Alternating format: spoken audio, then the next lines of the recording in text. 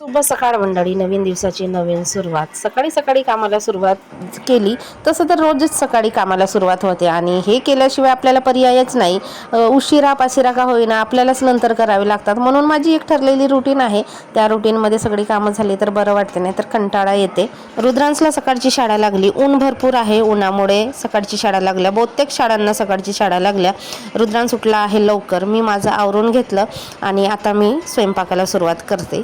तर पोळ्या वगैरे केल्या. आजच्या जेवणामध्ये आहे भाजी, भात, वरण, शकरकंदाचे पराठे बनवणार आहे आणि इथे चवडीची भाजी करते आहे. बऱ्याच दिवसानंतर चवडीची भाजी आणली होती आणि आमच्याकडे ना भाज्या खायला जास्त मागत नाही. लाल भाजी, मेथी भाजी खातात, पण हे चवडीची, खेडा भाजी वगैरे आहेत, अशा बऱ्याच भाज्या आहेत आमच्या भागामध्ये मिळतात आणि हे आवडीने खात नाही ना, त्याच्यामुळे मी काही जास्त आणत नाही. पण बऱ्याच दिवसानंतर खेडा भाजी आणली होती, छान झाली होती.